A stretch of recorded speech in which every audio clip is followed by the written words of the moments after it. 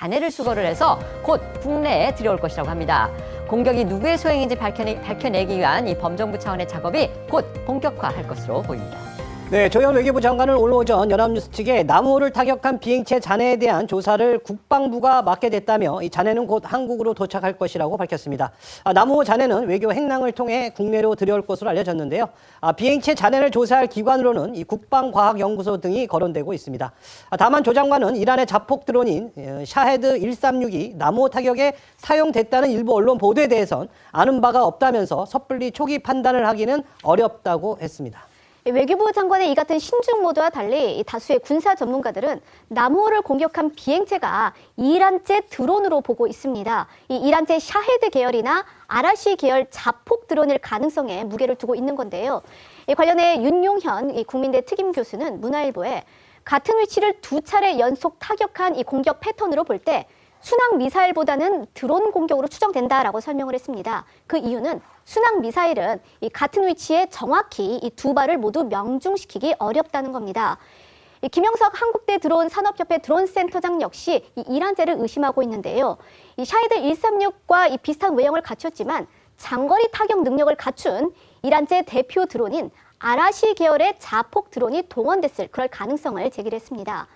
만약 정부 조사에서 이들 전문가들 의견과 같은 결과가 나온다면 외교적으로 큰 파장이 예상돼서 조만간 이뤄질 정부의 감식 결과 주목되고 있습니다.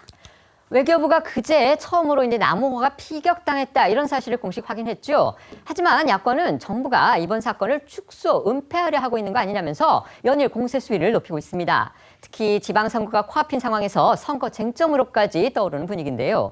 이런 상황에서 남호호의 선사인 HMM은 물론이고 청와대를 비롯한 정부 측도 사건 초기부터 이미 남호호가 피격됐다는 그것을 파악했음을 보여주는 정황 그리고 증언들이 속속 보도가 되면서 정부가 난처한 지경에 빠지고 있다 이런 지적들이 적지 않습니다. 야권은 당연히 이를 공세 빌미로 삼는 모습입니다. 먼저 채널A 보도에 따르면 남호호가 미상의 비행체에 타격을 받은 직후인 현지 시각 지난 4일 오후 3시 44분쯤 남호호 긴급 무전망을 통해 지금 기관실에 불이 났다며 반경 50km 거리에 있는 다른 배들이 들을 수 있도록 화재 발생을 알리는 목소리가 울려 퍼졌다고 합니다.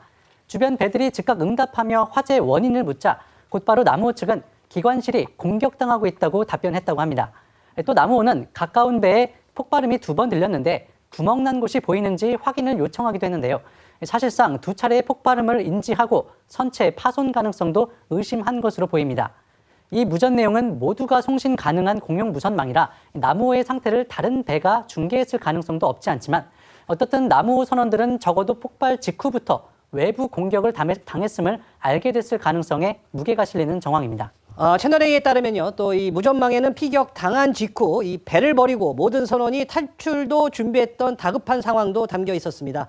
남호호 선원은 무전을 통해 태선을 외치는가 하면 이 같은 선사 배와의 무전 교신에선 이 접근하기가 좀 위험해서 전 선원 비상 집결지에서 대기하고 있다고 말했는데요. 여기서 말하는 비상 집결지 대기는 바로 이 구명정 탑승 바로 전 단계를 뜻합니다.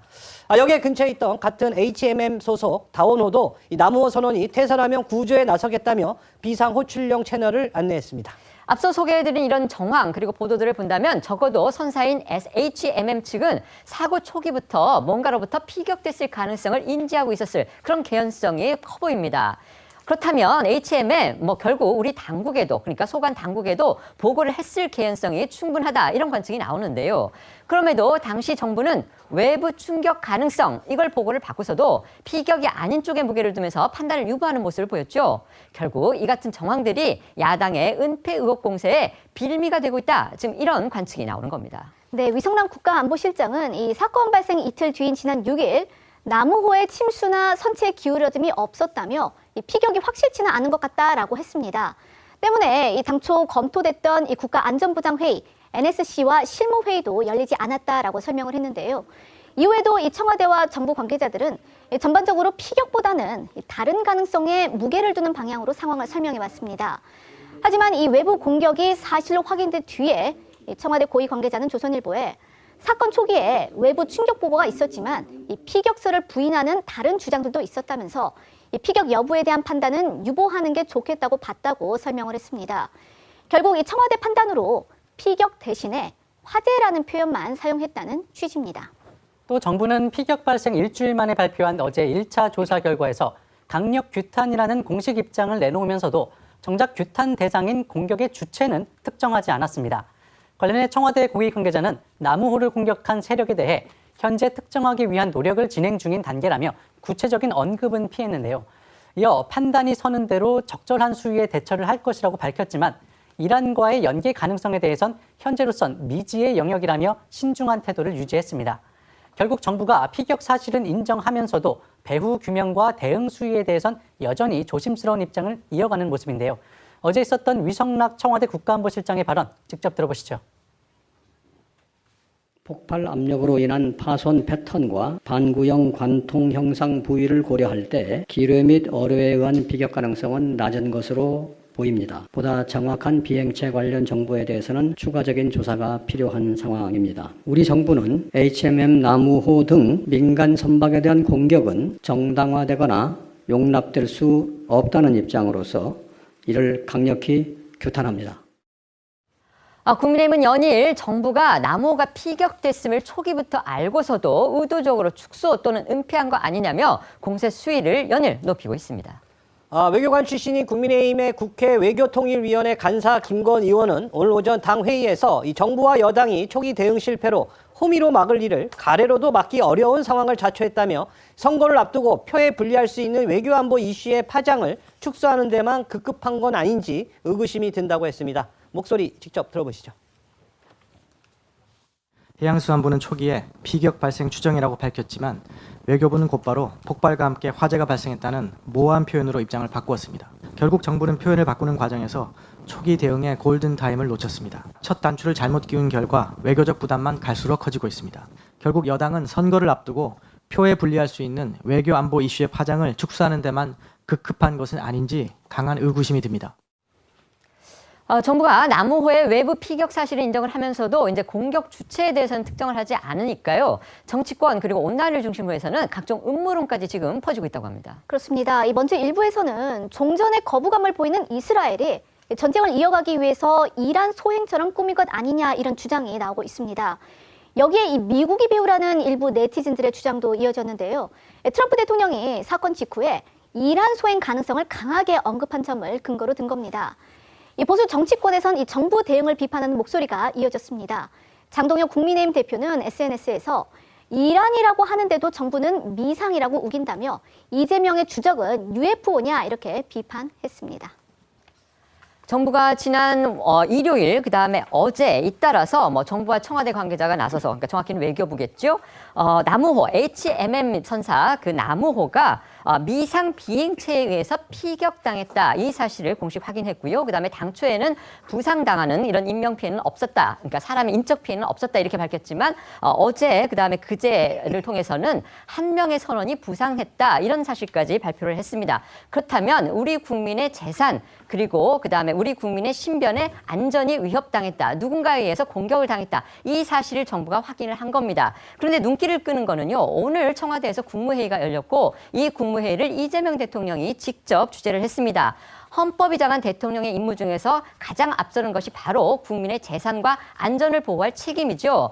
그러니까 오늘 이재명 대통령 조현 외교부 장관으로부터 나무호 피격 그리고 향후 대응 방안에 대해서 보고를 받기는 했습니다. 그런데 나무호 피격 사실에 대해서 별도의 공개 언급을 하지 않고 조 장관에 대해서 수고하셨다 이 말만 했습니다. 이 상황을 과연 어떻게 봐야 될지 모르겠습니다. 말씀해 주시죠. 대통령의 발언은 특히 외교 문제에 있어서의 대통령의 발언은 최종적인 발언이어야 합니다. 그렇기 때문에 아직까지 최종적인 결론이 나오지 않은 상황에서 굉장히 신중한 모습을 보일 수밖에 없는 것이 대통령의 오늘의 입장이 아니셨을까. 물론 유감을 표명하거나 또는 어제 정부가 발표한 것처럼 이 피격을 한 주체에 대해서 강력하게 유감 규탄을 네. 하는 등의 발언을 한 번 더 하셨으면 어땠을까라는 아쉬움이 있을 수 있지만 지금 이 문제는 외교의 문제이고 국익이 걸린 문제입니다. 그만큼 신중하게 우리의 대응책을 모색해야 하는 때이기 때문에 섣부른 발언을 하기보다는 최종적으로 결론이 나오고 그 결론에 따라서 우리의 대응책이 나왔을 때 그때 국민들께 소상하게 말씀을 하시는 게 더 바람직하다 이렇게 판단하신 게 아닌가 저 개인적으로 이렇게 판단합니다. 네. 평소 이재명 대통령의 당당한 모습을 외교 문제에서 찾아보지 못했다고 하는 게 아쉽습니다. 우선 지난번 보이스피싱 관련해서 캄보디아에는 한국을 흔들면 패가 망신할 거다 이렇게까지 SNS를 에서 써서 이제 여기저기 문제가 생기기도 했었는데요. 오늘 같은 이번에 이제 그 중동에서 있었던 그 호르무즈에서 있었던 우리 국적의 선박이 국적은 파나마 국적이지만 이제 우리, HMM 소유입니다. 네. 네네. 그래서 그 배가 공격을 당한 것이 사실은 이미 트럼프도 이란이 공격했다고 얘기를 했고 이란 언론에서도 사실 얘기했던 부분이기 때문에 언론을 우리 신문이나 무슨 방송 봤던 사람들은 다 국민들은 아예 아마 이란 소행이라고 생각했을 거예요. 그럼에도 불구하고 자꾸 신중하고 그 조심스럽게 접근하고 자꾸 축소지향적으로 한 것을 왜 그런가라고 국민들은 묻고 있고요.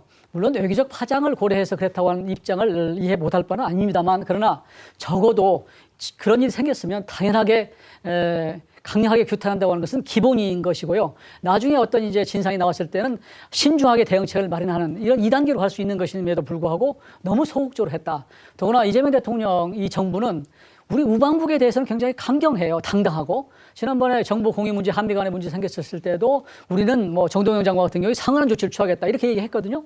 근데 왜 이렇게 비동맹, 우리하고 뭐 우방국이 아닌 나라에 대해서는 이렇게 조심스럽게 접근하는가 이런 걸 묻지 않을 수 없고 만일 서울 한복판에 미사일이 떨어졌을 때도 이런 식의 대응을 할까? 이게 폭발이냐 화재냐라고 조사에 들어가고 나중에 일주일 지나서 강력 규탄한다? 이게 그래서 현 정부의 외교나 안보에 대해서 자꾸 국민들이 의구심을 갖고 있다 그런 말씀을 드립니다.